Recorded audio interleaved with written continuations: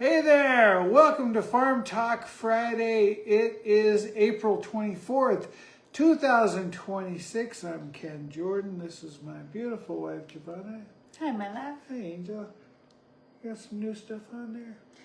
Well, it's just that I'm going to be giving Stephanie a mermaid lesson right after Farm Talk Friday, so I'm mermaided out. Speaking of mermaids, if you can read my shirt, you will see that I am mermaid security. We got this T-shirt at Wikiwachi Springs in West Florida. It's an amazing place. It's been around since the 50s. Yeah, Ken read the whole book. Yeah, it's been around since the 50s, and it's a state park now. But they've always had this underground theater with a giant aquarium stage show, but it's not like an aquarium because it's part of the natural springs with this crystal clear water. It's just unbelievable. It's so cool. And there's this mermaid show, and mermaids are dancing underwater, and Giovanna's a mermaid, and so we just... I was not in the spring with the Wikiwachi mermaids, though. But we have been wanting to go there ever since we watched Mer People. That was called Mer People on Netflix. And anyway, we had a blast. Yeah, it was a whole Merventure. Yeah. We went to Wikiwachi, and then we went to Mer Taylor, and then we swam with manatees. Yeah. Which, that was cool. Yeah. That was cool. Blurry. It was very murky. Murky, yeah. For this time of year, I guess it's murky. And then we went to Disney World. We went to Orlando. We could not get into Ariel's Lagoon, but that's okay. We were really just at that park for Tron anyway, which we did go on, and which was awesome. But then we saw the Ariel live show. Yeah, we call it a live show. We saw the Little Mermaid live show. There's 2 actors in it. 2 actors, singers, and then a bunch of puppets, holograms and puppets. Yeah, holograms, projections. Yeah, it was really cute. I thought it was amazing. It was great. Then the next day we went, or I don't know which day, we went to the Star Wars land in Disney World. Well, that was the same Ariel. Yeah. That was at the same park. It was at Hollywood Studios. Yeah.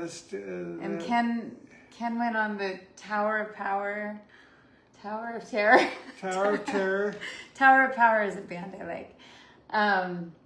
But yeah, that was your first time, or you had been on the LA one? I had been on it at the Disneyland in California. California Adventure Park, or whatever it's called. Well, why does California have a California Adventure Park? I don't know. Anyways, we had a really good time. So anyway, that was Florida last week.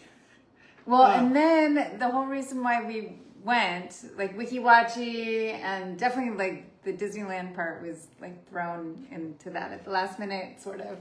But it was to go to Brandy's, yeah, sorry.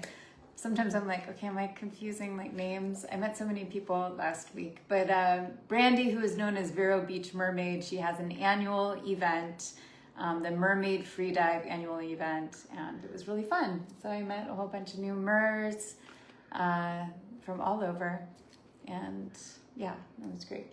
Yes. So, here we are back in Costa Rica at our home.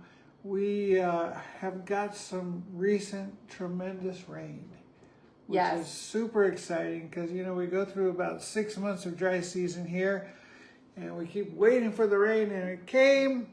It's been raining the last couple of days. Spring is here. Yeah. And it has, you can actually see the brown, but it's turning green. Yeah, it's like everything grew and turned green overnight, it seems like. So anyway, we do have some show and tell. Turning green.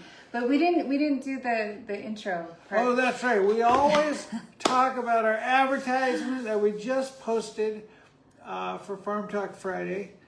And what was on it? Well, I'm going to be really honest. It was a booty bucket of farm goods from like the last time we got back in town. But every time we come back in town, we have something waiting for us. It's like our own farm box from our land, which is nice. Sometimes it comes in a bucket, and that picture I had wanted to post it previously, and I didn't. But it was like a variety of fruits that we had collected, or our workers had collected for us. Yeah, so here we've got little mangoes. I'm sure there's a better name for them than little mangoes. These are absolutely delicious. They're strange, they're difficult to eat. They're very fibrous. Very fibrous. Very fibrous. But they're interesting because normally you want to cut mangoes. It's a whole technique, cutting mangoes. Ken's very good at it. But these you, I'm sure there's other ways to eat them, but these you can peel the skin off and then just kind of eat around the big seed. And they're unbelievably sweet and delicious. And so they're fun. But these little water apples, Manzanas de Agua. These come from our big tree that normally produces bigger fruit. Yeah. But right now... Usually they're, like this would even be maybe a small one. Yeah. No, that's... Yeah. Look how small these ones are. So usually they're this size. Yeah. And the tree has exploded. Yeah, I counted, my estimate is 40 billion. Okay. 40 billion. 40, I mean, you look up and it's never ending layers of clumps of these little water apples. Manzanas de Agua. So, and they taste really good. They're just smaller. Yeah.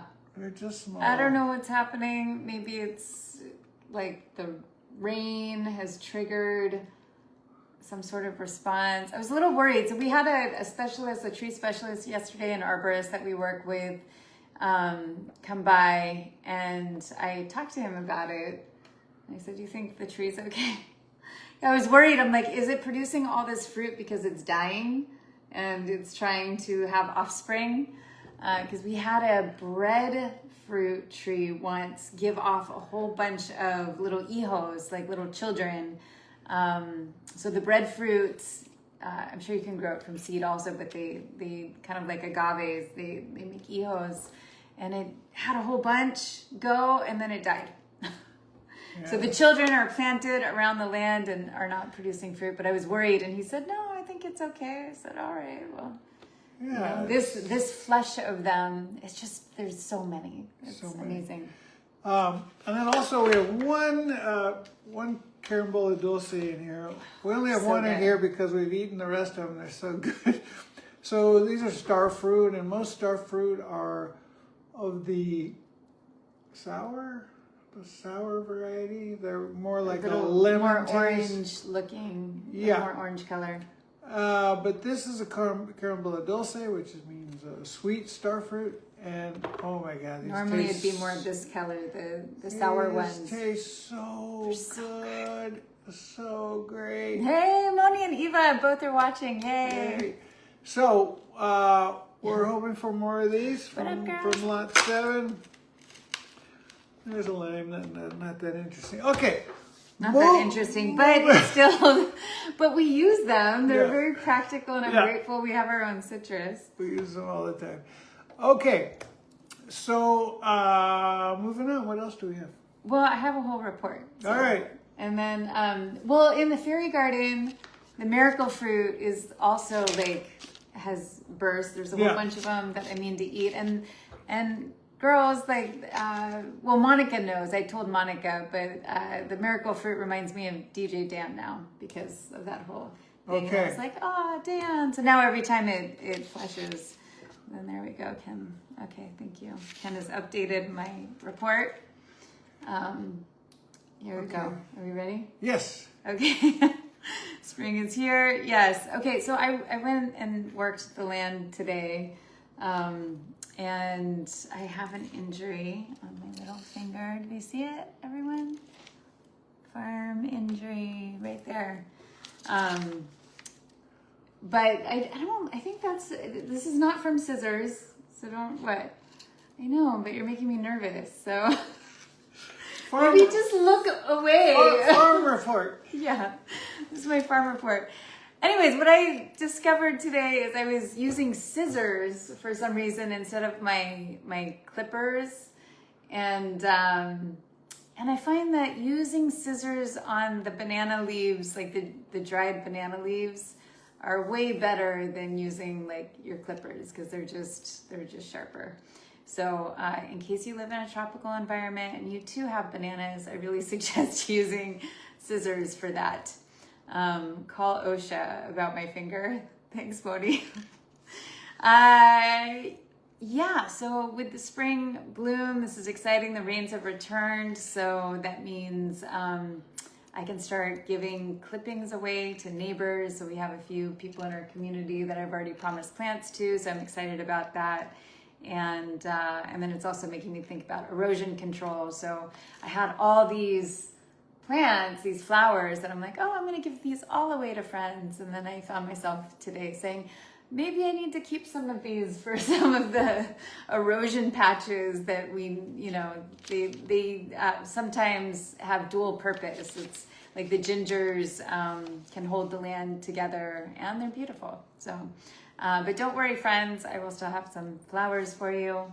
Ken, you get to have your fire finally. We got home from the trip and he's like, I want to have a fire because we collect our papers. And he said, no, we can't. When we were coming home on the ferry, there was like a mountain burning. I'm like, it's too dry. And then it soaked last night. So now, Ken, you can have your fire this weekend. Yay. Exciting news is that we have gone from a non-salt pool to a salt pool. So that's exciting. Do you like how I did that? Yeah.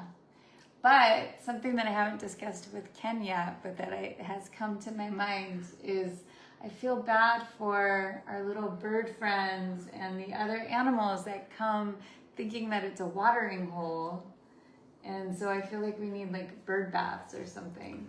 So saltwater pools, the name... It's a misnomer. What is it called? Anyway, Yeah. it is. The name is not accurate. They use salt to generate chlorine.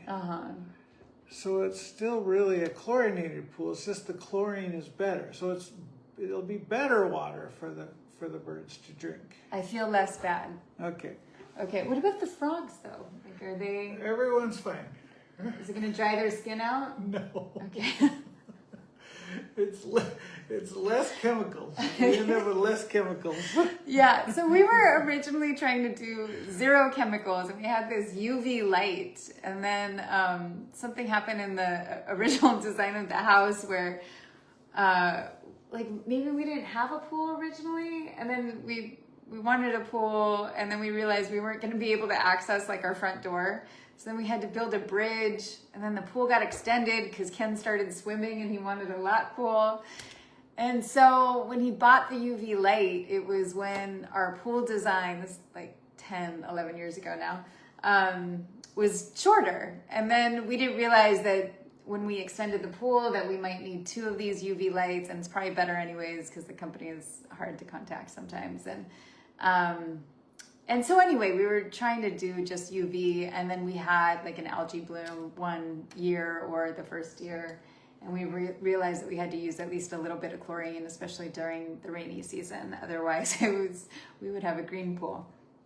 So anyway, so it's never been super chemically, but I'm excited to have it be even less, so I can open my eyes under the water.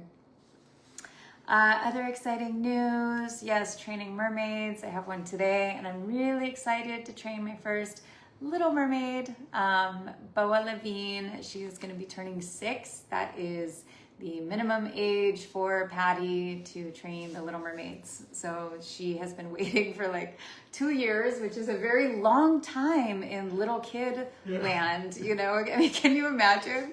Like 2 years is like going through college or something for them. I mean, it's really a long time. So I'm glad she still wants to be a mermaid, and I'm very, very excited to train her. That's coming up.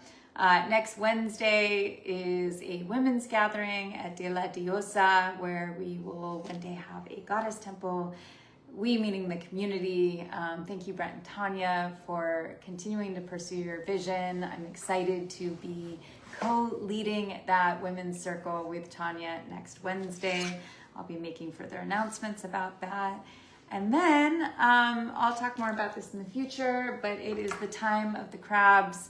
I have already seen them trying to cross the road ever since we have been coming down to Costa Rica. Well, we've noticed the crabs. It was hard not to notice them when you had to run them over, not on purpose, but just there were so many of them at first that to drive anywhere, it's like you would not be able to bypass them. And then over the years, as more and more development has come down, there's been less and less crabs. And especially since we moved down here full time, I've been very worried about them, especially in the last like 5 years. And I've been wanting to do something to honor them. And so I have this idea, and you'll see more about that later. But last year, I finally hired Brian and Phoebe's son, who is a biologist, to create like a little slideshow presentation that hopefully I will be presenting soon. And yeah, and there's like a whole like little art element to it. So more on that later. I think that's it. Well, you left out one of the most important things in the world. What's that? That happens shortly. Oh my gosh. I didn't have it on my list. So Frody Fest is coming. Monica and Eva, you too can Frody Fest with us. You can just do your own thing. I have a Frody Fest guide, actually, everyone. You can totally learn how to Frody Fest yourself. It's our annual gathering to celebrate cats in all dimensions. But really, it was inspired by my cat Frody that I had for 20 years, and of course it's always going to be about him in some part. But it's really my contribution as a death doula to introduce the concept of positive death talk in the community. And so we do that. We have the opportunity to do that for 3 days. Like Ken and I are definitely doing that all 3 days, and then the community has the opportunity to come to every single Frody Fest thing. It's a 3-day gathering, or they can just, come to one thing or the other. So That's it's, exciting. yes. We're in year 9. Year 9. It's May 4th, 5th, and 6th. Always same dates. We'll be posting the website and the new exciting promotional video. Ken's so good at making those. And May 4th is May the 4th be with you. Mm-hmm. So there will be a Star Wars movie played. May 5th, Cinco de Gato. Yes. We're going to have taco night and Lion King movie. Yeah. And then May 6th is what? No. Well, it's always the catwalk. We always do Yes. a catwalk across our bridge. Yes. Hi, Mark. We see you too. And Mark. So we have the catwalk, and then it'll just be a little bit more chill. So every year it changes a little bit. The guide explains that also, but yeah, we'll have like some tea, I think. All right. And who knows? Maybe we'll have another. Sometimes Frody Fest is like a full-on film festival, but we've also had parties, like gatherings where we dress up, kind of like Day of the Dead. Makeup meets cat ears, and celebrating. We're always celebrating people that pets. It's about people, pets, and death. Yeah. Frody Fest. All right. So, thank you so much for tuning in. Yes. We'll see you next week on Farm Talk Lots of Friday. love. Ciao, ciao, ciao.